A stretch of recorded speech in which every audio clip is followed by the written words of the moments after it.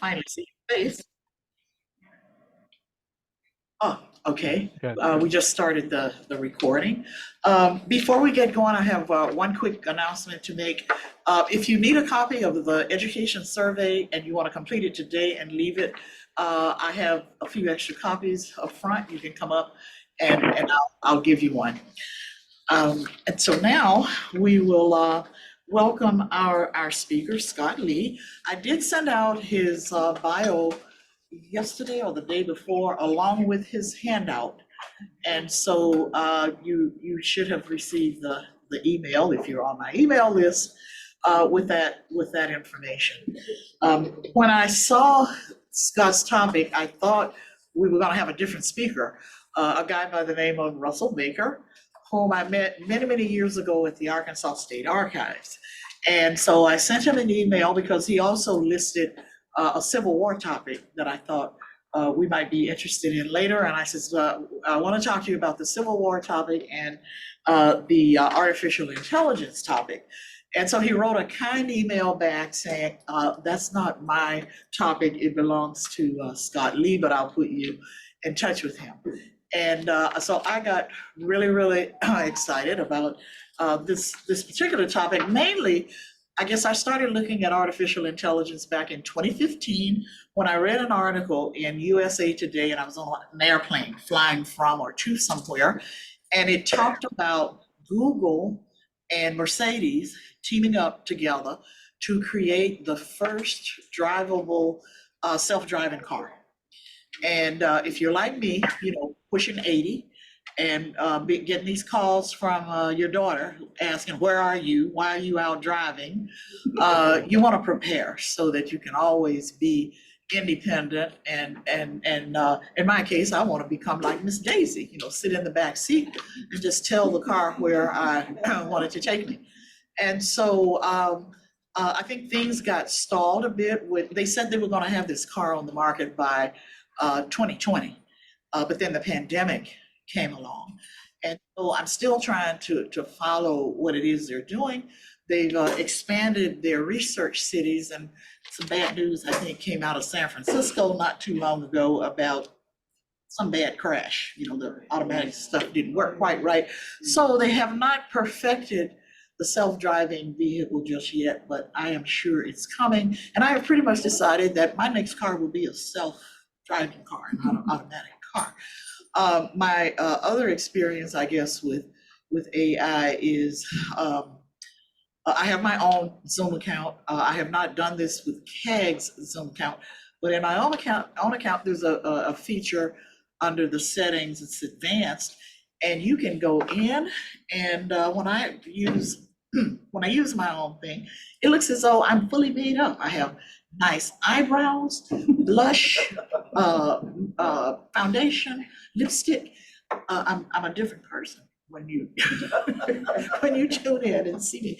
And then my third exposure is Siri is one of my best friends, and I have to hold myself back sometimes from pretending like Siri is a real person. But all these are examples of AI in our lives. And so Scott is going to talk to us about artificial intelligence and its use in genealogy. I'm not going to dwell on his resume because you have that already. Am I right? Yeah. Okay, so they're ready to get to it. Scott, if there's anything you want to highlight in your resume, feel free to. And we're so happy to have you with us today. Okay, well, thank you for inviting me to your meeting. So yeah, about self-driving cars, they've been talking about that actually for almost 10 years. But yeah, basically self-driving cars are pretty much ready. It's more political issues that are holding them back at this point. As I tell people, self-driving cars are going to kill people. Scott, can you hang on a minute? We're doing a sound check. Can you all hear? It needs to be a little bit. Yeah. Okay. I'm sorry. Change the oh. Here. And then what about the sound? What do we do? They can't hear? Say something, Scott. Let's see how. Okay, yeah, can you hear me now? 1, 2, 3, 4. Yeah, it's still it's very soft. They can see the screen. How about you these other folks on Zoom? Can they hear? Yes, I can hear loud and clear on Zoom. Okay. Very clear. Okay, can Very you hear clear. me? Yes. Right here.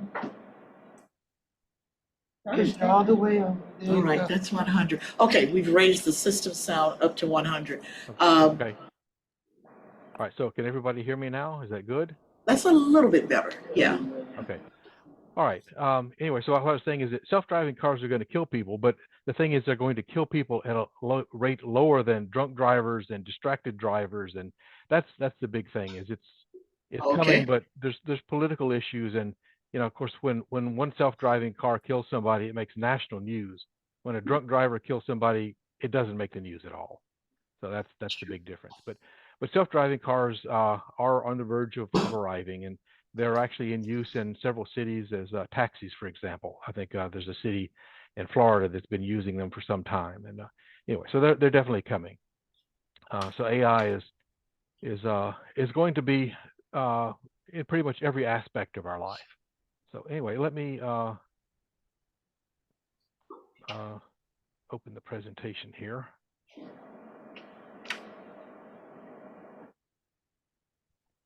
Okay, and share my screen. Are we recording?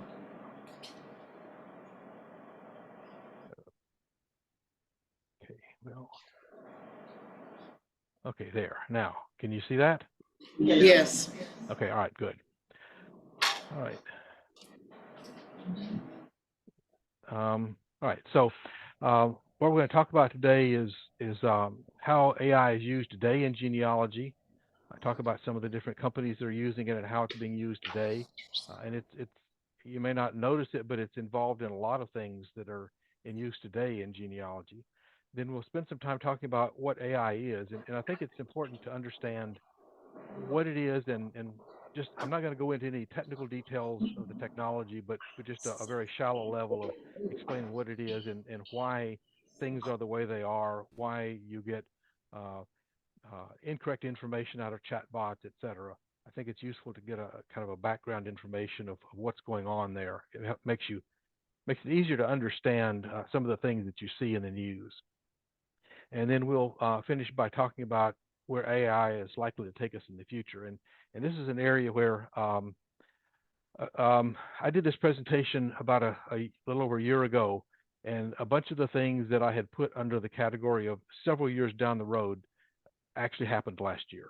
So AI is moving a lot faster than I expected. The 2023 just really took off in AI, and that's why it's so much in the news. And so we'll talk a little bit about that. All right. So today it's used in record matching. So for example, Ancestry.com and MyHeritage and Family Search and a bunch of others use it for matching records and trying to find things that are records, census records, birth records, whatever, that are useful to you. And AI is behind a lot of that. It's no longer just algorithms that search for things. It's artificial intelligence now that's driving that primarily. Another is facial recognition. We're seeing that more and more in a lot of things, especially into genealogy. For example, MyHeritage has a program called Deep Nostalgia, where they will take a photograph and animate it so that you can see people smile, even though they're not smiling in the photograph, moving their head around. And AI is behind that, trying to take that face and say, well, what would it look like if they had a smile, etc. So there's a lot of things going on in facial recognition, as well as identifying people in old photos. So you have an old picture of, gee, I'm not sure if this is my Uncle Fred or someone else, and AI can help you identify who that actually is in the photograph. Oh, and by the way, if you have questions, just stop me. I'm used to doing this, doing presentations interactively, and so Zoom is kind of a challenge for that because I can't see any of you. But if you have questions, just turn on your microphone and ask me. That won't bother me at all. So handwriting recognition. Family Search and Ancestry are both using that as well as other companies. It's getting better and better. It's improved a lot over time. We've had the ability to take printed text, typewriters or typeset text, and convert that those images into text. That's been available for a long time, but it's getting better and better at handwriting, cursive writing. And for example, the post office uses that. If you handwrite an address on your envelope, the post office can read that handwritten address. And so that technology is creeping into a lot of things now, into artificial and into genealogy. So that's definitely improving, and it will continue to get better over time. Predicting family connections, you'll see in Ancestry.com and MyHeritage and other companies like that, that you'll see, especially in Ancestry, they'll use a little leaf that shows here's a hint, or here's a potential father or potential mother of this person. And so a lot of that is driven by artificial intelligence. So those companies, Ancestry, MyHeritage, et cetera, are pretty heavy into artificial intelligence and have been for a few years. So a lot of the things, the hints and things that you see are heavily, using AI behind the scenes. Ethnicity analysis in DNA. So if you've taken a DNA test, you've seen that it'll say you have such percentage from this region of the world and this percentage from another region of the world, and a lot of that is artificial intelligence behind the scenes. So that would have been very difficult a number of years ago, but now with artificial intelligence, trying to figure out what having this gene or that gene means in terms of your ancestry, that's really done by artificial intelligence these days. So that's one of the big uses today that's currently in use. And again, that's going to get better and better over time. Data cleaning. Excuse me. Turn yours off.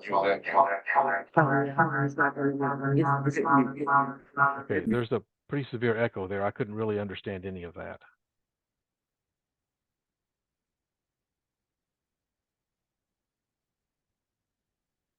If you want to repeat that, I couldn't understand the question.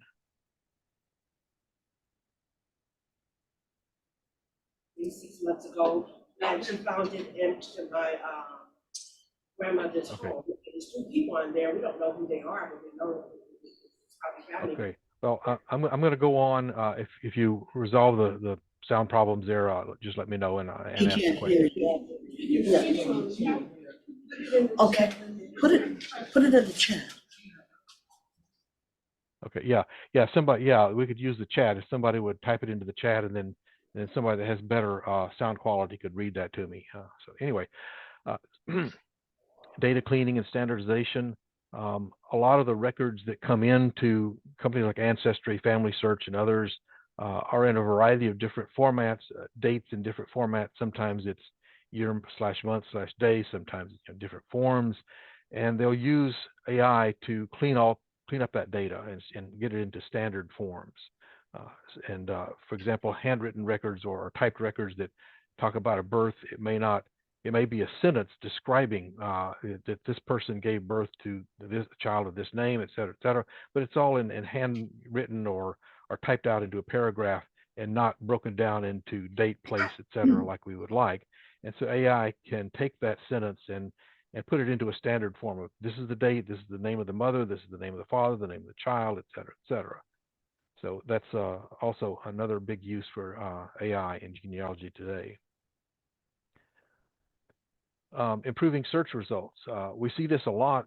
For example, Google, outside the area of genealogy. Google has been using AI in their search engine for quite some time, but it's now getting into the genealogy-related searches. So like Genealogy Bank, newspapers.com, they're all using AI to improve their search, looking at the things that you selected before in your searches to help them tailor how future searches work and which things seem to be more important to you. So prioritizing the results based on your previous searches is a big thing that AI can do for us today. So one of the things that I realized a couple of months ago when ChatGPT gained the ability to browse the internet. Now, up until about 2 or 3 months ago, ChatGPT, which is probably, I'm sure you've all heard of that in the news. It's a chat bot that allows you to interact with this AI. And before 2 or 3 months ago, it only knew things that up through the date of when its training ended, which was about 2 years ago. Any kind of current events or new things going on the internet, it didn't have any knowledge of. But about 2 or 3 years or 2 or 3 months ago, they added the ability for ChatGPT to browse the internet. And I thought, well, that's interesting. That means that it can go look at things at websites. And so I asked it a question. My grandfather was Malcolm Sylvester Brown, born, et cetera, on these dates, married Alma Retta Brown. Can you find the names of his parents? And ChatGPT gave me little things that was going off and searching this website and that website. And about 10 or 15 seconds later, it came back with the response you see on the screen. It said, I found information regarding the parents of Malcolm Sylvester Brown. He was born February 16th, 1889 in Conehatta, et cetera, et cetera. His parents were Edward Milton Brown and Elizabeth Gabriello. All this stuff came from a website that it found. So it's not really doing research here. So it's not looking at source records or things like we would do as genealogists. What it's doing is it's simply going out to websites that have published trees. So it found 1 or 2 websites that had public trees of people and found my grandfather in those trees. And from that identified when and where he was born, the names of his parents, when they were born, et cetera, as you see on the screen here. So I was pretty impressed with this, but on the other hand, this is not really something groundbreaking. It's just basically going and Googling something that I could do myself. But the nice thing is that it put all this information together and gave it to me in a nice, consistent format, rather than having to go through a bunch of pages and I found a birth date over here and a name of the father over there. It pulls it all together into one place for me. So there is some advantage to this, but at this point, it won't go do research for you. So if nobody has found the grandparents of this grandfather that I have, then ChatGPT is not going to find it either. So it's only just looking at public sites that are available and just kind of pulling the information together for you. So it's still a little bit useful, but not as good as it's going to be farther down the road. And we'll talk some more about that in a little bit. So I want to talk about why is AI suddenly in the news? About a year ago, a little over a year ago, ChatGPT came out, December of 22. And pretty much all of 2023 was just massive news articles and news articles and news articles about artificial intelligence. So the question is, why is it suddenly so big in the news?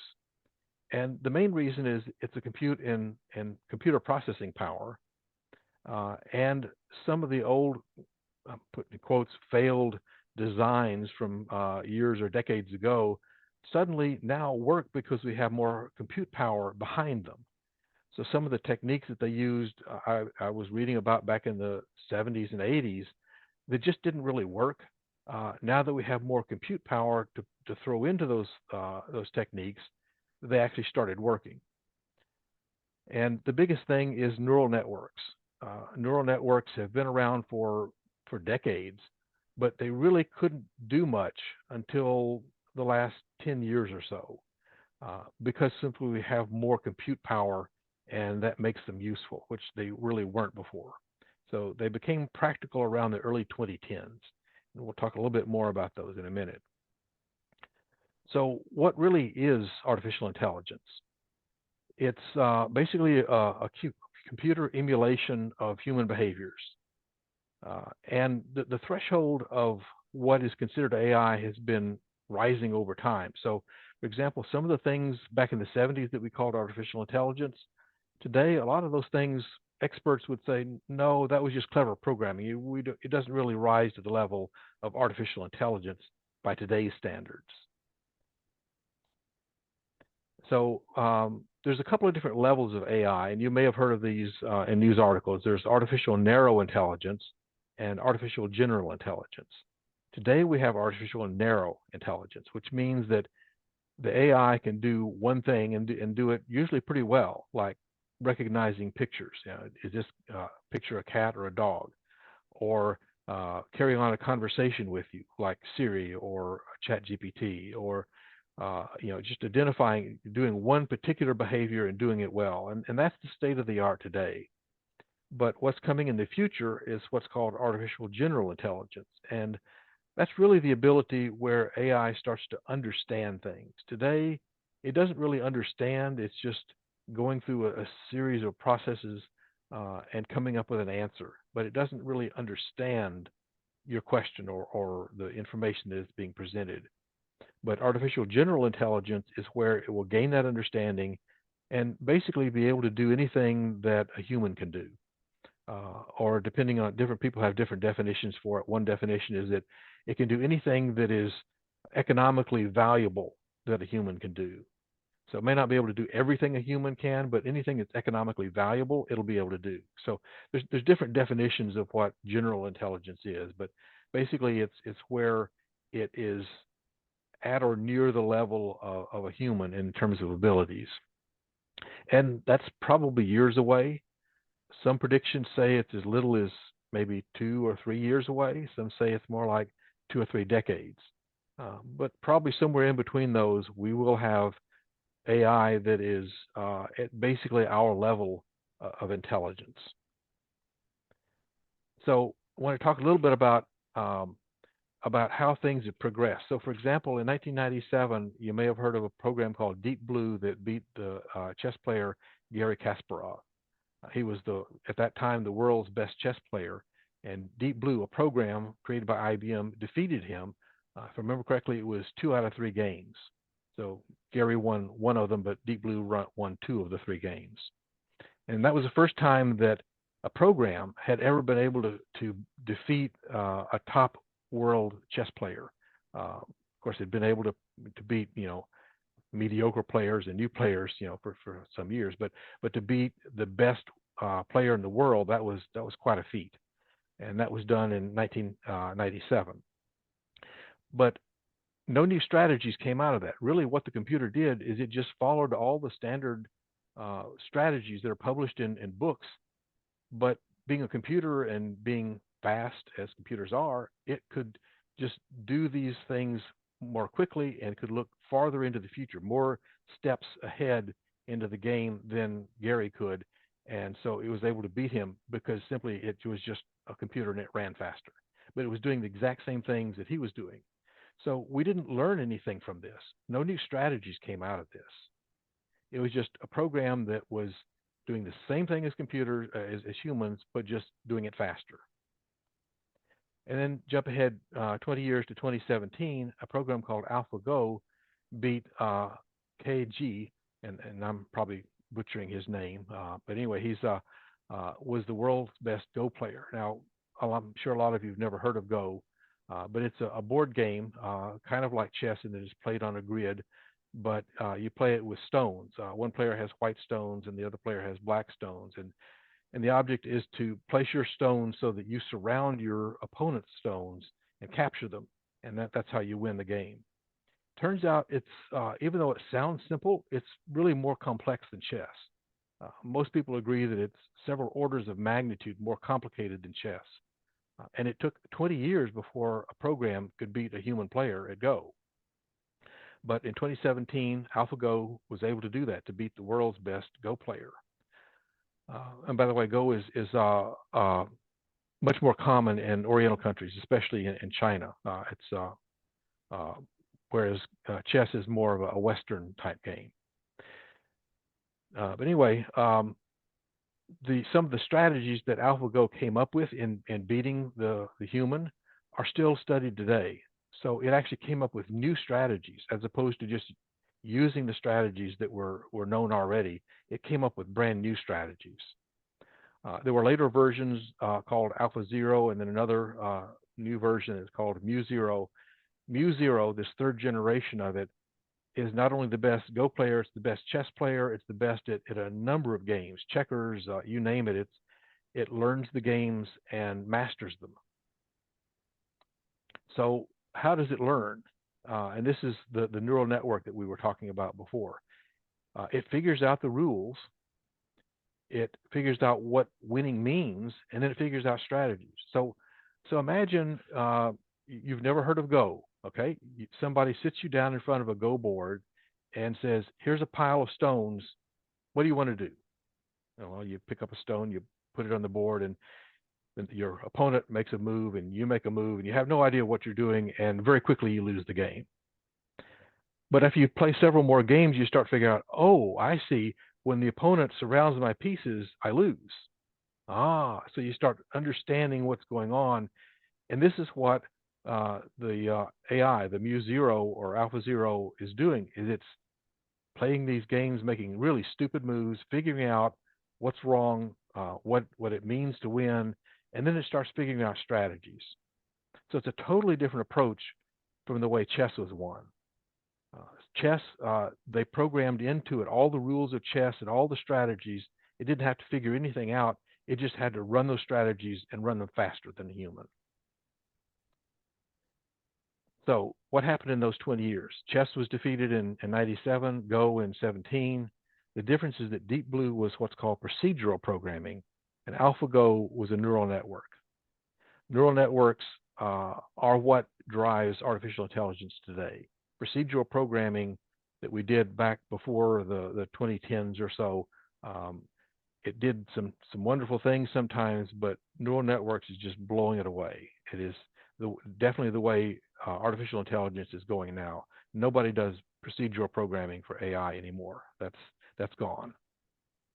So what is a neural network? Well, it's a program that simulates a bunch of neurons. It's inspired by the way the human brain works. So they took a look at what neurons do in the brain, how they're connected, how they function, how they take inputs, how they produce outputs, and they wrote programs to simulate that. So here's an example of a neuron. Now, actual neurons in our brain use chemical signals, but in a computer we use numbers. So we see here on the left, we have some inputs and we have one output. Okay, so this is basically a computer function, a mathematical function that takes these inputs and uses those to produce an output. You notice each of these lines has a different thickness. So these are represented as weighting factors. So basically what it's doing is it's taking these, 6 inputs, applying weighting factors, and then coming up with a weighted average and producing the output number.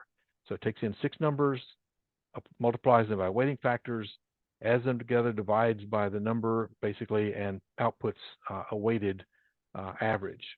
Now, this is kind of a lie because there's actually a lot more complex things going on here. There's biases and activation functions and other things going on that I'm not going to get into the details of that because it's not worth it for the purpose of this discussion.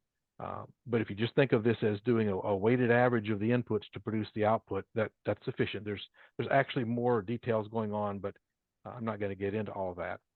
So here's an example of a neural network that I wrote a few years ago that plays tic-tac-toe. So in a tic-tac-toe board, you have 9 board positions. So this has 9 inputs. And so it says that there's an X in this position, there's an O in this position, and the other ones are blank. What should you do? Well, it says you should move your X to here, to this position down here. All right, so there's a series of inputs, a bunch of neurons inside that produce 9 outputs saying where you should move. So what's going on inside that box? Well, this is kind of what it might look like. So here we have 9 inputs. Okay, if you count them, there's 9 points over here on the left. All 9 of those inputs feed into this neuron up here at the top. All 9 of them feed into the second neuron and the third, et cetera, on down the line. So that's why there's so many. It's almost a black blob, but there's a whole bunch of lines here connecting each of the inputs to each of these neurons in the first layer. Each of these neurons in the first layer produce one output, but that one output goes to each of the neurons in the second layer. The output of the second neuron goes to each of the neurons in the second layer, et cetera, on down the line. And finally, at the end, we have 9 output neurons that produce our 9 numbers. So this is a neural network that might, for example, learn to play tic-tac-toe. And the way it learns is by adjusting all these weighting factors. So as you can see, some of these lines are thin, some are thick, some are medium, different thicknesses. And by adjusting these weighting factors, you can make it produce output of the best move given the board position on the input. So how do you train one of these neural networks? You start off by just randomly assigning these weighting factors. Then you run the network. And by running the network, that means you take, the way I did it is I took all the possible board positions that could happen in a game, run each one of them through and look at the output and decide, is that a good move or a bad move? And then based on how many good moves versus bad moves, I calculated a score that says this is how good the network is right now. And then I make some adjustments to the weighting factors and run it again. If the score got better, I keep that. If the score didn't get better, then I throw that away and try a different set of changes. And then you repeat that many, many, many times. And I'm meaning large numbers, like millions of times. And eventually, you get weighting factors that produce good answers, that makes good moves. So, show you an example. Here we're going to take one weighting factor. Now, there were lots and lots of weighting factors in that network I showed you, but let's just take one weighting factor. We're going to pick a value for the weighting factor, run the network through each of the board positions, and we get a score. Okay, so we want to get this score higher. It's down too low. We want to get it way up. All right, so let's try increasing the weight factor. And we see, oh, well, that led to a lower score. So instead, let's try decreasing and going this other way. So we do that a couple of times and we find, okay, well, here's the top over here. So that's the best score we found. But we're just looking at individual points in this graph. There's actually a curve behind all this, but we can only see one point at a time because we put in a weighting factor, we run the thing, we get back a score, we're just looking at one point. But if we could see the whole graph, we might see something like this. And yes, we found a peak, but it's not the highest peak. There's a couple of peaks over here that are higher. So we may have to start at multiple starting points to try to find the highest peak. So remember, each time we run this, we're running that network with thousands of computations each time for each board, and we have to run this over and over and over to find these peaks. And remember, we're only looking at one weighting factor here. So if we look at two weighting factors, I can draw that as a three-dimensional graph where the x-axis is one weighting factor, the y-axis is another, the z-axis or the height is the score. So before, we only had to move left and right. Now we have an infinite number of directions we can go. If we're standing on the side of this hill over here, for example, I can go north, south, east, west, northeast, southeast, south, southeast. There's an infinite number of directions I could go. Some of them will take me downhill. Some will take me uphill. Some of them might take me around and round the thing. Whoops. Oh, sorry. Back up. Some of them take me around and round the hill before I get to the top. But if we were to look at and remember, we can only look at the one point that we're standing on. We can't see this whole graph. We can't see where the top of the hill is. But I can look at the ground I'm standing on and I know the slope. And so I can go the direction that is uphill from that point. So by looking at the slope of the spot I'm standing on, I can take a path more or less directly to the top of the hill. But just to give you a feel of how many numbers there are here, because we were only looking at one or two in the previous slides. In this group here, there are 9 times 18, okay, 9 inputs, 18 neurons here. So we have 9 times 18 lines in this set. In this set, there's 18 times 18. In the next set, 18 times 18 plus 18 times 9, almost 1,000 weighting factors here. And by the way, the neural network that I ended up with had a lot more neurons than this. So it takes thousands of weighting factors to actually play this game properly. So you can imagine that every time you run this, you're running thousands of mathematical operations. You're having to do this for a few hundred board positions, And you have to do that for every point you find. And you have this repetitive process of trying to find the top of that peak. So there's a technique, and I'm not going to get into details, it's called backpropagation, where basically, let me back up a couple of slides here. Backpropagation is a mathematical technique where I can say, here's the spot I'm standing on, what is its slope, and what is the best direction to take? Not just in a two-dimensional field like this, but consider, and I have no idea how to draw it, how to even draw a graph like this with 3 weighting factors, because now we're dealing with a 4-dimensional graph. We're talking about thousands of weighting factors. So it's a much more complicated thing. And so someone long ago figured out that we can use calculus, differential calculus, to calculate the slope at a point and find the best direction to go. So that dramatically improved the process. Rather than just randomly going in random directions, you use calculus to find the best direction to go on that slope. So I don't want to get into a lot of details, but just to give you an idea of, there's a lot of complexity going on here. Doing calculus makes the math a lot more involved, but it also makes it faster because you don't make as many mistakes in going off in the wrong direction. So compute power here is the key. We're talking about add, subtract, multiply, and divide. That's what it's all about. All of this stuff is a bunch of mathematical operations. The training process requires a massive amount of power. So this little tic-tac-toe game that I did, I was able to run this on my laptop. I didn't need a supercomputer. It did take quite a few days, I think several weeks, in fact, to run this, to actually train the network, because every time I ran one step, I was having to do thousands of calculations times hundreds of board positions just to get a single point on this graph. And you have to repeat this. I'm sure I did it many millions of times. So there's a massive amount of power involved in training a neural network. And tic-tac-toe is a ridiculously simple neural network.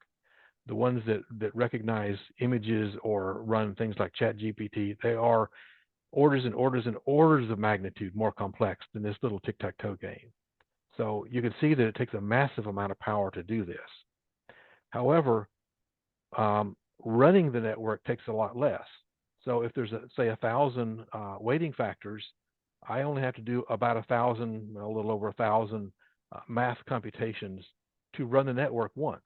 So using it takes a tiny amount of power.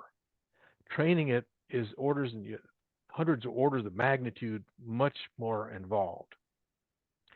And the reason all this is started to work in the last 10 years or so is GPUs, or graphic processing units. These are chips that were designed to do 3D graphics, think video games. So these little chips are focused on doing math, whereas a CPU that runs your computer is a general purpose processor that does lots of things, and it also does math. But GPUs are specifically focused on math. That's all they do, and they do it very fast, and they do massive quantities of it. So instead of doing one multiplier or one divide at a time, it can do hundreds of them at a time, or perhaps even thousands of them at a time. So we measure the performance of GPUs in teraflops. That's terafloating point operations a second. Trillions of, in other words, trillions of math operations per second. Now, this is not millions, it's not billions, it's trillions per second. So they do massive numbers of computations. So to give you a feel for how much things have grown in the last several years, in 1996, we had the first supercomputer that could do 1 teraflop, just one. Today, we have GPUs that fit in the palm of your hand that can do tens to hundreds of teraflops in the palm of your hand. So in 96, we had a room-sized computer that could do 1. We now have something that fits in the palm of your hand that can do tens to hundreds of teraflops. NVIDIA is a company that is the leader in making these GPUs, and their CEO said a couple of years ago, back in March of 22, that he expected a 1 million times speed up in the next decade in these GPUs. So you can see that if we get 1 million times speed up, that means we can have 1 million times more neurons making much larger and larger neural networks. So this is why we're seeing artificial intelligence suddenly being in the news, is that it really wasn't until the early 2010s that we started to have the compute power for these things to work. And now that we've continued to have another 10 years of growth since the 2010s, early 2010s, we can now build some really large neural networks that we couldn't have 10 years ago. So the enabling breakthroughs are deep learning neural networks. That's the network like I showed you with the little trivial game of tic-tac-toe, but on a much, much larger scale. Backpropagation to make adjusting those weighting factors more efficient. And again, there's more than just weighting factors. Like I pointed out, there's other things going on there. There's biases and other functions going on behind the scenes. I don't want to get into the details, but it's a complicated process to run these networks. And backpropagation makes that training process more efficient. And then the third thing that really made it come together is the multi-teraflop GPUs, something that fits in the palm of your hand that can do multiple teraflops instead of having to have a room-size machine to just do one. Okay, so when I talk about these GPUs, think of a rack of in a computer room, a big rack sitting on the floor, and it has board after board after board of these GPUs. So you have a whole rack full of GPUs, and then you have rows of GPUs, and row after row after row of these racks filled with GPUs, and each one doing maybe 100 teraflops per second. So that's what it takes to train a neural network, and that's why they become so much in the news lately, is we finally have the processing power to do something useful like a ChatGPT. So to give you a comparison where we are today, GPT-4, which is the engine behind ChatGPT, has about 100 billion parameters. That's the weighting factors, the biases, and the other things going on. The human brain has about 100 to 1,000 trillion synapses. And synapses and parameters are roughly equivalent. So you can see that as big as ChatGPT-4 is, the human brain is about 1,000 to 10,000 times bigger. So we're not quite there to the level of human processing power yet, but we're going to get there, because remember that CEO was saying that we may have a million times increase over the next decade. Well, we only need 1,000 to 10,000 to reach the level of the human brain. So it's coming. So I wanted to briefly talk about two types of neural networks. There's many different types, but just to kind of give you a feel for what neural networks are, there's the large language models, or LLMs. That's things like ChatGPT, Bard. If you're not familiar with Bard, is Google's counterpart to ChatGPT. If you've used a Google search lately, at the top of the search results, you'll see the output from Bard, where it's using AI to try to help answer your question instead of just giving you web pages. So these large language models are trained on text from the internet largely. Think Wikipedia.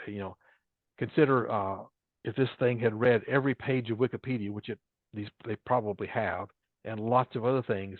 They have a massive amount of knowledge. So they can use that to help them come up with your answer.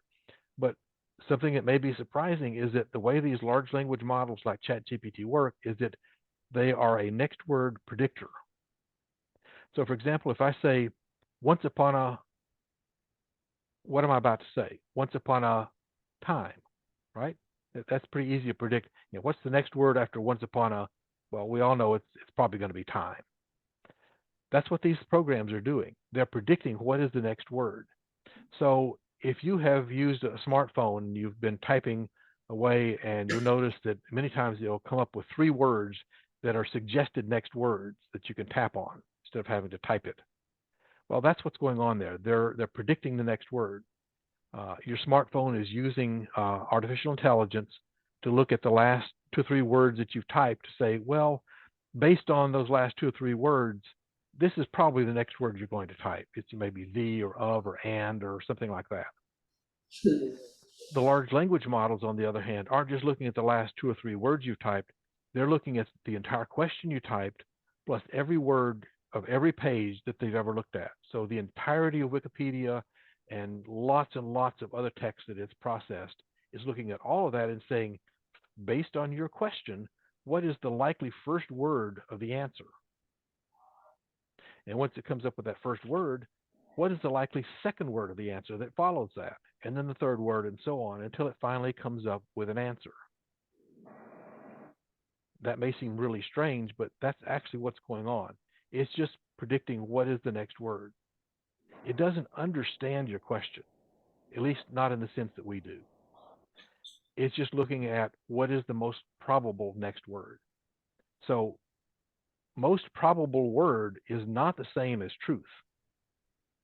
So you've, I'm sure, heard that ChatGPT and other large language models will occasionally lie to you.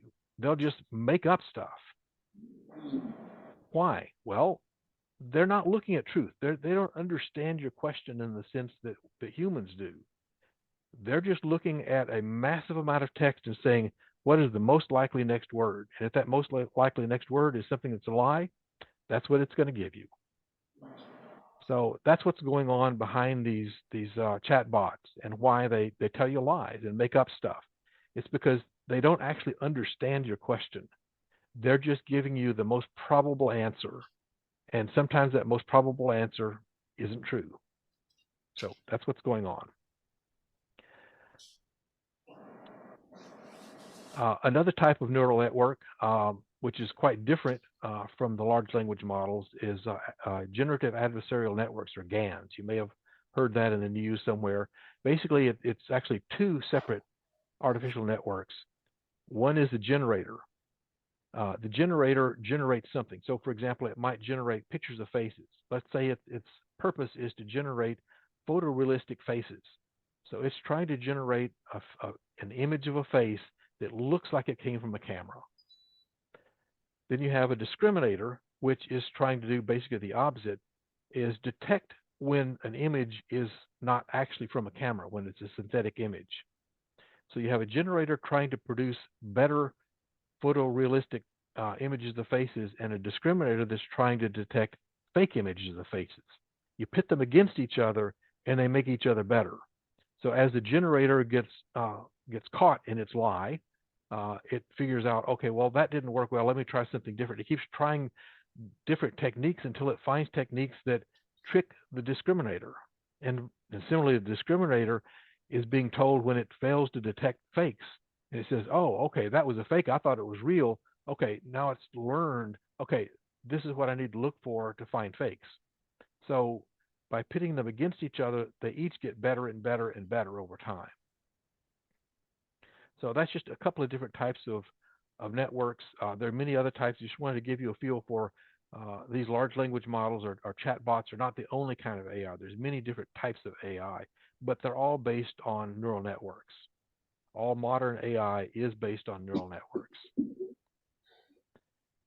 Right. So how do these neural networks work? Well, we don't actually know.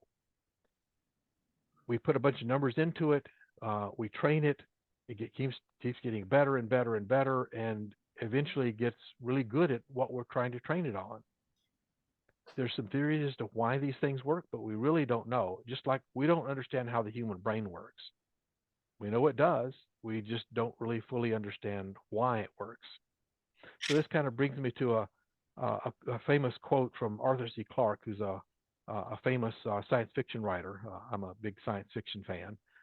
And he said many years ago, any sufficiently advanced technology is indistinguishable from magic. So these artificial neural networks are basically an advanced technology that we don't really understand. Even though we created them, we don't really understand why they work. And they look like magic. I mean, it's not magic, it's just a technology. But so far, we haven't figured out how they work, and they look a lot like magic. Someday we may have a better understanding, or maybe we'll never really understand why they work. So now I want to talk a little bit about what AI is likely to do for us in the future, especially in the area of genealogy. So handwriting we've seen that. It's available to us today, but it's getting better. So, for example, archaic, hard to read handwriting. If you've ever looked at a document from, say, 150, 200 years ago, you notice that the handwriting is a different style. They form the letters different. It's just really hard to read for most people. AI is going to get better and better at that. Today, it doesn't really do a very good job of it. It's pretty good at modern handwriting, but not so much the really old stuff. But that's going to improve. It's going to get better and better. Being able to translate foreign languages. We have that today, but many times it misses the nuances that are in the written text. That's going to get better. It's going to be able to look at the context and say, well, there's two ways of interpreting that phrase, but based on the context, it's this interpretation, not that interpretation. So that's going to continue to get better and better. Fuzzy and damaged images. Sometimes maybe the focus wasn't right on the camera, or the lighting wasn't good, or maybe the page was had some smudges or ink blobs or whatever on it. It's really hard to read. AI is going to eventually get better at that than we are. Other things like, for example, if you have a very fragile document that literally fell apart, maybe you open the page and the page just crumbles, and now you have 10 or 20 or 30 pieces. Rather than trying to pick these fragile pieces up and damaging them even more, you take a picture of it. Take a picture of all the pieces. AI will then piece those back together virtually and create a page from it. So those are some of the things that are coming in the future. And there's a lot of cases of that where pages have literally fallen apart, and they're so fragile that you can't just pick them up and try to put them back together again. And AI is going to help a lot with that. Being able to scan a document with just a simple camera. Now, we actually have that today. There are devices where you lay a book down and you have a camera above it, and it takes a picture, and it can remove that curve at the spine and clean up things. So we have that to some extent now, but it's going to get better. Being able to do things like reconstructing crumbled pages, etc. So that's going to get better and better.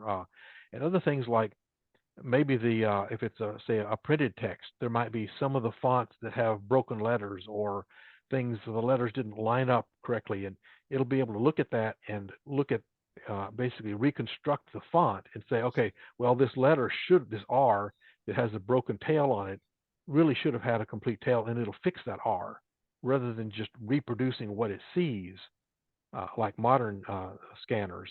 It will actually correct the text and put it back to the way it should have looked. So that all going to get better. And photographs, automatically labeling people. We have that today to some extent, but imagine you take a photograph that you found from your cousin and you show it to the AI, and based on all the things that it's seen in the past, says, oh, that little baby over there in the corner, that's your Uncle Joe. Maybe you have no pictures of Joe at that age, but through age regression, it can figure out, and based on many other things, maybe whose lap he's sitting on, etc., it figures out, oh, that's your Uncle Joe when he was 3 years old. So that sort of thing is going to get a lot better. Reconstructing a 3D face from multiple photographs. So you get multiple angles of somebody's face, and now it can reconstruct a 3D face and give you multiple angles that you didn't have from those photographs. Or repairing a face based on what it's seen from other photographs of that face. So let's say you have a photograph of your grandmother. There's this big scratch across her face. Well, that scratch goes across a mole, and it obscures the mole. So today, the software that removes that scratch doesn't know there's a mole under there. It just looks at what's on either side of the scratch and reconstructs that, and it eliminates the mole. But in the future, it will look at other photographs and say, oh, I know there's supposed to be a mole here, so I will reconstruct that correctly. So that sort of thing is going to get better. Detecting medical conditions. So sometimes medical conditions are reflected in our faces or our body and the way we stand and other things. And so by looking at a person's photograph, sometimes, not really very often, but occasionally, you can predict that, oh, they may have had this particular medical condition. So that's going to be coming someday. Dating a photograph. Now we have software today that will help us with that, but usually it's just giving us little hints, and we have to do a lot of the work ourselves to figure out what is the date of this photograph. But in the future, it's going to be able to look at the age of people, especially if there's children in the photograph. The younger the children, the better, because that gives a good hint as to the age of the photograph. But also things like looking in the background. So if there's some device in the background, maybe a telephone, it may be able to figure out, well, that's a particular model of this brand of telephone, and figure out, well, that wasn't manufactured until this particular year, therefore the photograph has to have been that date or later. Also identifying things like the clothing styles, that, oh gee, that's a clothing style from the late 20s or the early 30s or whatever, and so that will also go into the factoring into how to determine the age of the photograph. So all those things are going to get better. Finding inconsistencies in your family tree, we have a lot of that today. It's going to continue to get better and better. Looking at more nuanced, little subtle things in your tree that we might not even notice, but gee, that's inconsistent. Using DNA to verify your tree. So let's say you have two cousins in your tree, based on some maybe a census record saying that this is the family and this is a family living next, down the street or whatever, and these are the children in that family, but the DNA says, oh, these two that you listed as cousins, they're actually siblings. So maybe what happened is one of the children of this family was visiting another family at the time the census taker came by, and he got counted in that family. So you assumed it was a child of this other couple, but in fact, he was a cousin visiting that family. So those kinds of things will be caught by DNA. Using DNA to suggest missing ancestors. So by looking at your DNA connections and looking at their trees, it'll get better and better at saying, okay, this is a likely missing person in your tree. Suggest searches to extend your tree. So it may be able to do things like saying, you have a great grandfather that owned this tract of land, and he seems to have acquired it about this time based on various records that talk about where he lived, etc. And I suggest that you go to this county courthouse and look in book 6 to see if you can find where he purchased that land. So it may be able to give you very specific recommendations on exactly where to look to find information that you're missing right now. And find insufficiently documented parts of your tree. So looking at it and saying, you have this listed as the father of this person, but you really don't have quite enough evidence to make a good case for that. You need to go look for maybe this land transaction or this will or this some other piece of information that might make that a more solid conclusion.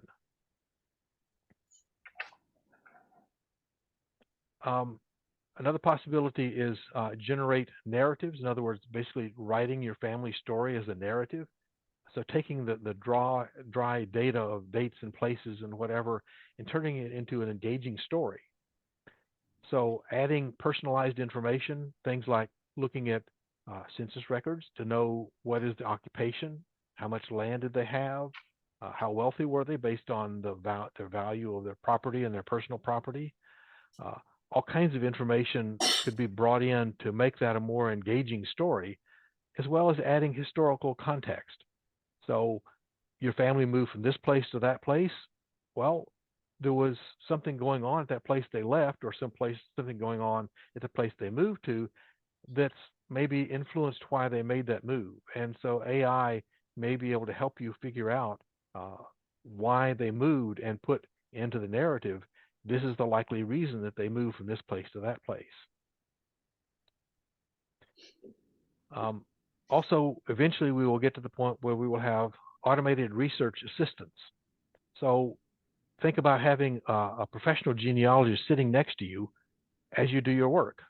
You're searching through records, you're trying to construct your family tree, and you have this professional sitting next to you giving you advice. But that professional is an AI. So they are giving you highly tailored suggestions on, oh, you should go look in this place. You should go check that record. You need to drive over to this county seat and look, in this particular place at this kind of record. And this is all interactively assisting you as you go. Remembering, for example, oh, there's no point in looking there. You did that 2 weeks ago. So you save the time of having to look at something that you've already looked at because the AI knows what you looked at that 2 or 3 weeks ago. There's no point looking again. There's nothing new. So all kinds of suggestions that may help you, and even finding gaps in your knowledge, saying based on things you do, it says, I don't think you realize that there's this thing called land records or tax records or whatever record. Apparently you don't know about that. You should go look at that and actually give you an education of, well, this is what that kind of record will tell you. This is how you find it. And this is, et cetera, et cetera. So basically educating you as you go based on the behaviors that it observes and what it appears that you don't know yet. And then in the more distant future, we're going to be able to do things like find newspaper articles about your family. So especially in rural small communities, the newspapers would frequently fill their page with little stories about, Mary had a birthday party and her cousin so-and-so came from this town and her aunt so-and-so from that town. And these are the people that came and here's what they wore and here's what the cake looked like and all these details. But embedded in there is, oh, that Sarah that came from the next town over, that's your grandmother. Based on the other names that are mentioned, the locations and whatever, it may be able to figure out that Sarah from such and such town is your grandmother. And now you have a few more bits of information about that grandmother that you didn't have before, because you would have never found that article. There's no way. It doesn't even mention her last name. It just calls her by her first name. But AI will be able to piece together all these things. Read all these newspapers, day after day after day, newspaper after newspaper, and pull all these things together and say, that's your grandmother that's being talked about here. So that's going to be a big help in pulling out the really the extra bits that make your story interesting, the things that you can add, things beyond just born on this date at this place, married this person, blah, blah, blah. Those are all the dry facts. You want to fill that in with more interesting details. And you're going to get that from these kinds of newspaper articles. Building lists of friends, associates, and neighbors. We frequently call that the fan club, FAN, friends, associates, and neighbors. So AI will be able to build that automatically and go research those people for you. Many times you'll find if you can't really make any progress on this great-great-grandfather. You can't figure out, who are his parents, where did he really come from, et cetera, et cetera. You start looking at his friends, associates, and neighbors, researching those people, and you suddenly stumble onto little bits and pieces about your great-grandfather. So that's another thing that can be done automatically in the future, in the more distant future, where it will go out and look at the fan club, research those people, and start digging up those little tidbits that are so hard to find. And then finally, automatically building your tree. So at some point, this is in the more distant future, AI will basically do the work for you. So you sit down at the computer and say, please construct me a family tree. And it goes off and it churns a while, I don't know if that's seconds, minutes, hours, days, whatever it is. And it comes back with your family tree back 5 generations or whatever it is. Just completely automatic. That's coming at some point. I don't think that's in the near future, but somewhere off in the distance, when we get to artificial general intelligence and AI is capable of doing everything that we can do, it'll be able to do this. It'll be able to do it faster and more efficiently and more correctly than we can do it. And so at that point, it's going to change genealogy from a hobby of doing research to I'm not sure what. It's going to change it very substantially. We won't really be doing research because the computer will do that for us and do it much faster and more efficiently and more correctly. So I'm not sure what genealogy will be at that point, but it won't be a hobby of research. It'll be something else. Maybe you have ideas on what's going to happen at that point, but that's coming. It may be many years away. It may be a few years away. I don't know, but it's definitely coming at some point. So that's the end. I want to point out that all these slides, the handouts that I think were already distributed to you, and some links for additional learning are on my website, scottlee.com/AI. You can go there and download my handouts. And by the way, a few hours ago, I uploaded a slightly new version of the handout. So if you went there and downloaded that before this morning, this is just some minor changes, but I did change a few of the slides, so you might want to go back and re-download it. So any other questions? Let me turn off the share. Are there questions in the chat that people can you see the chat, Scott? Yes. Okay, let me stop this.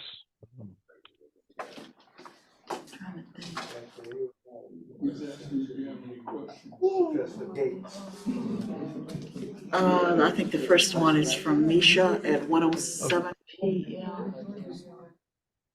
Okay, Yeah. so somebody's talking about can AI identify people in photographs? There are some things that are there now. MyHeritage has some tools that will do that. I've not used them. I don't know a whole lot about them, but I do know that they do have some facial recognition. I'm not sure how good it is. I would be surprised if it's really great, but it might be useful. It may give you some hints, but it's not going to be at the level that it's going to be probably 2 to 3 years from now. 2 to 3 years from now, I think it's going to be so good that it will give you like a 99, 98% probability of being this person. Today, it's probably an educated guess more than anything, but that's going to get better. There is some today, but not nearly so much.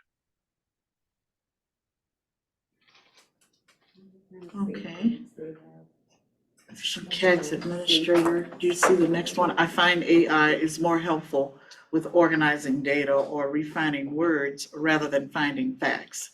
Is this true? Yes. Like for example, that example where I asked AI ChatGPT to find my grandfather's parents, it did a pretty good job of finding facts, assuming those trees that it looked at contained facts instead of mistakes. If the trees that it looked at contained mistakes, then it's going to give me mistakes. So that's the drawback right now. It is not going in and looking at source records to verify that information. It's just saying, hey, I found this public tree that says this is the father of this person, and it's trusting that that's correct.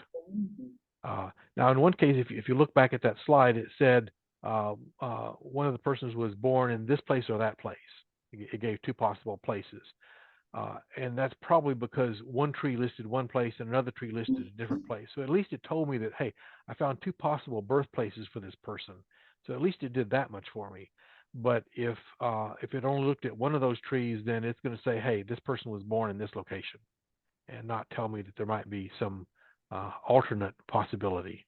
So yeah, today you can't really trust these things. Remember, chatbots will tell you lies.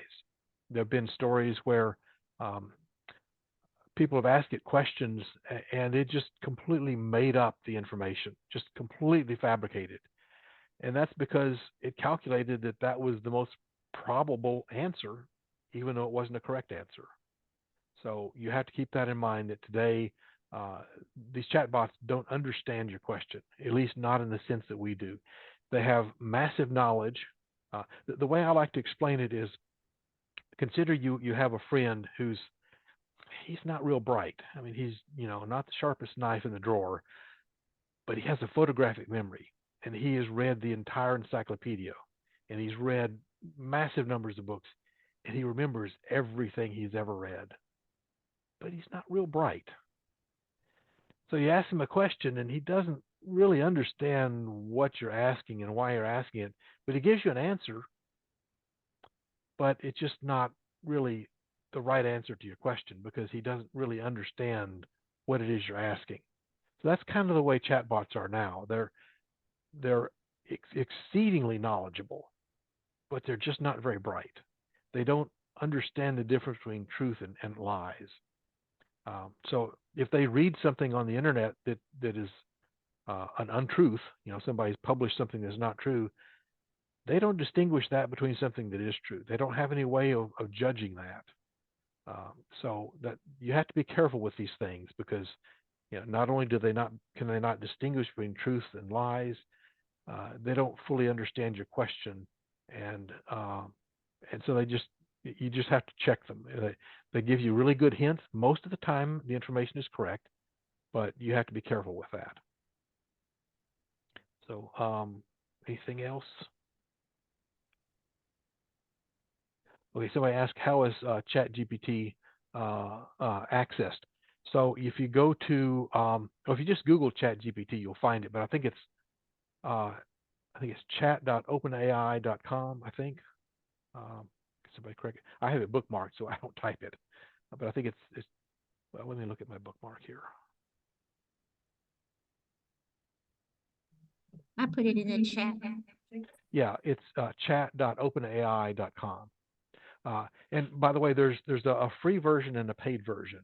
So the free version uses a little bit older engine called GPT 3.5. The paid version, you have a choice of using that or the newer GPT 4.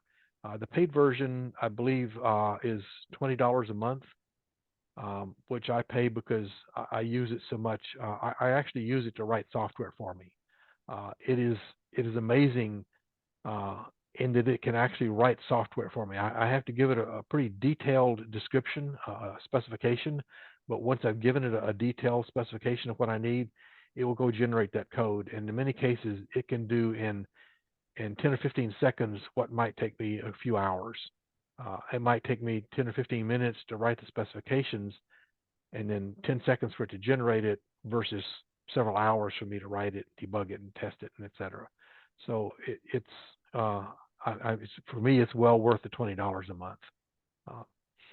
Bard, on the other hand, is free. If you just go to Google and you search, type in a search question, Bard gives you a free answer at the top of the page.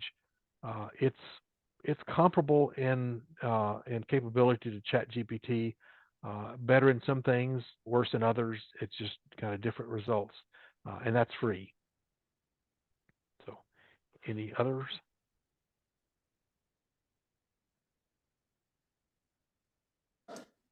Scott, this is Edna. Can I ask you about software like Grammarly? We use that. I use that in writing, and there are times when it gives me changes that that causes me to say, no, that's not exactly what I meant, and I can ignore the recommendation. Another one is Photoshop with photographs. I've got to go back to school to use that software. It is it's way out there. Okay, which one? Photoshop. Photoshop. It's for photo restoration. Okay, so one recommendation: Photoshop is great software. I've used it. It's expensive. It's very expensive. There is another one called drawing a blank on the name. GIMP. It's called the GIMP. The GIMP. GIMP. If you Google that, it's free software. It does most of the things that Photoshop will do. Not all, but most of the basic functions that you would want to do. I mean, if you're a professional using this kind of software, you want to pay for the real stuff. But for an amateur, someone just doing this casually, the GIMP is great software. However, there is a learning curve, It will use terminology that you may not be familiar with. You may have to go Google a bunch of terms to figure out what it's talking about, but it's not too bad. Both programs require a pretty steep learning curve from someone that's not familiar with computer graphics, but they do amazing things. If you're not wanting to put the time into the learning curve, there are other software out there that is free or relatively inexpensive that will do things like remove scratches from photographs and other simple things, cropping.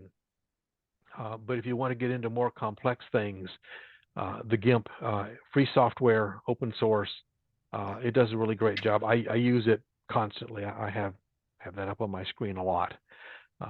Another one that's free is Inkscape. If you want to get into things like vector graphics, if you don't know what that is, don't worry about it. But if you're into things like vector graphics, there's another program called Inkscape that's free, open source, that does a really good job. It's a really good. Both of those are good packages. But also, you mentioned Grammarly. I use Grammarly, and I use the paid version of that as well. There's a free version that's pretty good. The paid version, I find it useful sometimes. Sometimes it gives me hints that just, I'm not going to take that hint. But the paid version does seem to be a little bit better. But I for a few years, I was using the free version and was quite happy with that. But Grammarly.com, and basically what it is, you take a document, you paste it in, and it will go through and find, oh, you should have a comma here, or no, that comma is inappropriate. This sentence is a run-on. You should split it into two sentences. It'll also things like misspelled words. Of course, that you probably get from your word processor, or incorrect words like the wrong version of there, or to, TOO versus TWO. Spell checkers won't catch that, but Grammarly will. So it catches a lot of the basic kinds of errors, and I use it a lot. If I'm writing an email or whatever, it'll just catch simple, stupid mistakes that I make. I'm putting a comma in the wrong place, or whatever. It just catches a lot of that stuff. Okay.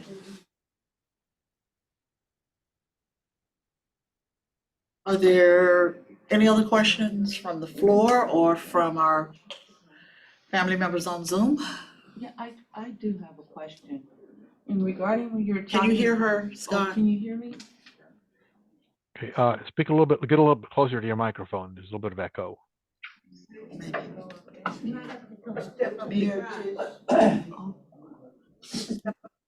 Yeah. Come closer here.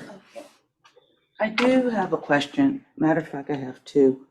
But the first one, when you talk about AI and facial recognition and what's being put out there, the key thing, my question is permission, not so much as permission from the person who's doing the search, but that is important.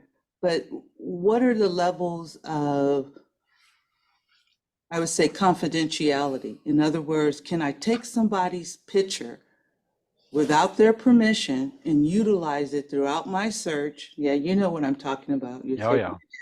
Yeah, so that's one. Number two, in regards to where we're able to take this, or where you see the future regarding with genealogists, and literally just taking, well, for me, AI is just where we're at right now. It's just taking information from the computer. Where is that verifiable, like you said when you did your chat, and how does that link towards what we should be doing when citing sources and verifying facts? How much of that can AI take, or can AI just suggest? And that's all. Yeah. Okay, so on the permissions, that's being debated. So Mhm. if you put a photograph of you or your kids on Facebook or whatever, are you granting permission for people to do what with that? Look at it, take it and modify it, take it and use it in facial recognition, what permission are you granting? You're probably not being explicit about this, and the courts are going to. This is going to be something that's going to go into the courts, and there's going to be lawsuits, and who knows where this is going to go. That's kind of a pretty muddy area right now. Um, if you're doing something where you're not profiting from it, not making money from it, you're probably a bit more likely to be okay. If you're making money off of it, that's a bit more dicey. If you're doing this for profit, you should be very careful. If you're not doing it for profit, especially if you're not publishing it widely, chances are you won't get caught at it, even if it is kind of wrong. It's hard to say. This is all very muddy right now as to what the permissions and there's issues of celebrities saying, "Hey, you can't take my material from the web and generate speech that sounds like me because I own that speech." Blah blah blah. There's all kinds of things going on, and who knows exactly where that's going to end up in the courts. So all right, now I've forgotten what the second part was. Sources? Sources. Sources, yes. Okay, so I haven't tried it, but I suspect that if you were to give a list of where you found particular information and ask the AI to put it into a standard form, because in genealogy we have standards of how we write our source documentation. I suspect it would probably be pretty good at putting it into a standard form. Now that's one aspect of your question.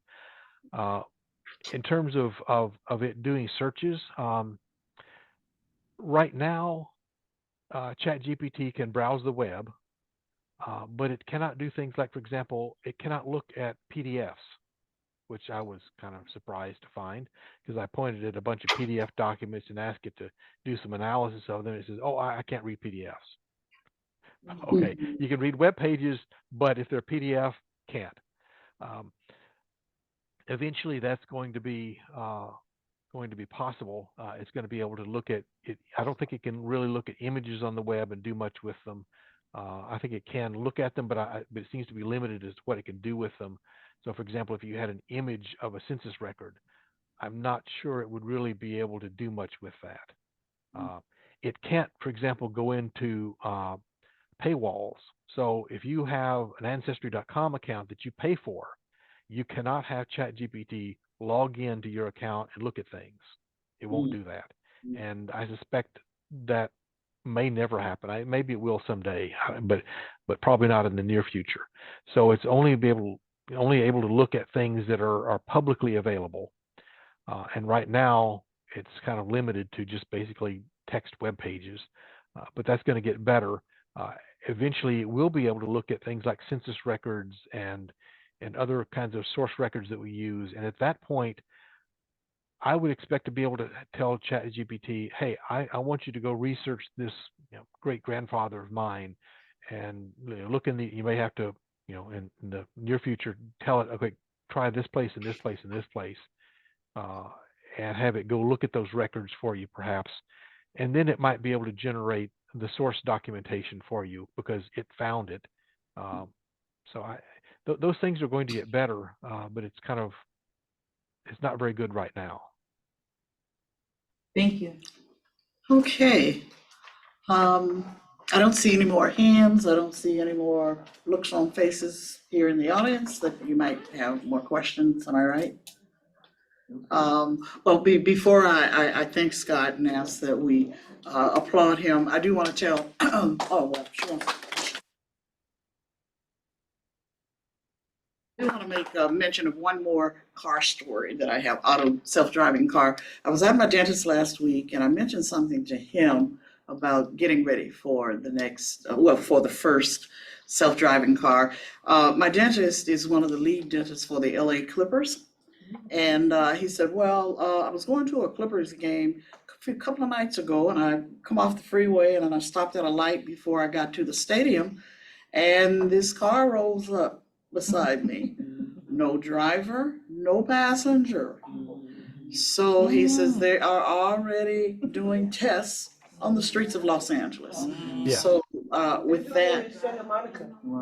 oh, they're using Santa Monica. They're using Santa Monica as their test area. Oh, I'm not gonna have to wait much longer then. I better start getting the money You go to together. Phoenix, Arizona, you see them all the time. I've never I've been seen seeing 'em one. for a few It's years like a now. blue and white car. Okay, Yeah. all right.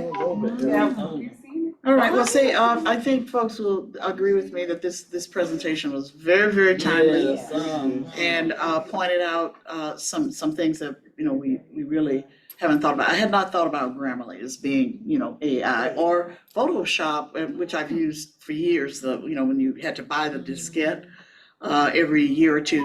Now you have to subscribe, and I am a subscriber. Yeah, And so, Photoshop, by the way, is not using AI. oh, It's yeah, just, it's it's just a drawing old-fashioned program. And same with that art. Okay. Inkscape that I mentioned. Those are not AI, but they're just useful tools.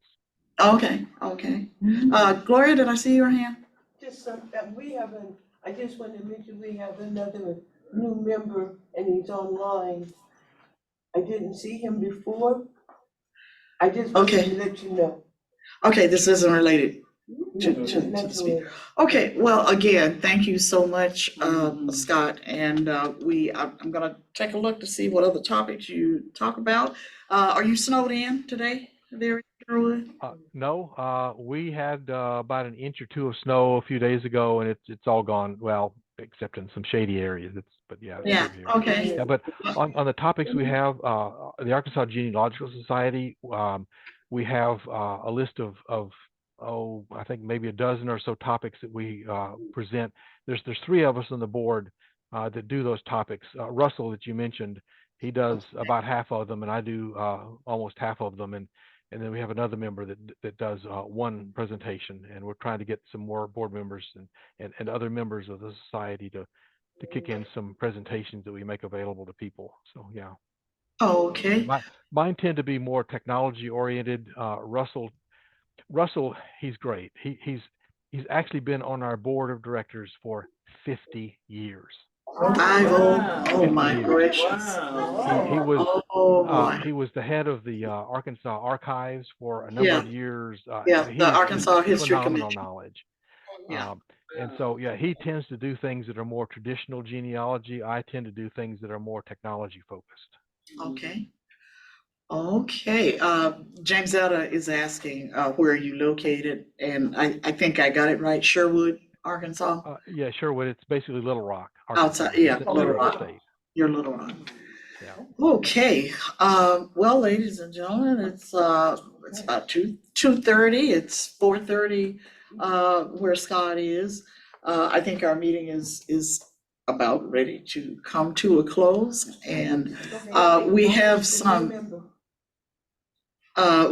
Scott, we have a couple of announcements that we're gonna make. You're welcome to stay with us, or we can say goodbye. Okay, I It's your think I'm choice. going to bail out at this point. So Okay. thank you for having me. I enjoyed it. All right then, thank you Goodbye. very much. Okay, you want to introduce the new member, Gloria? It's Stanley Johnson. I got his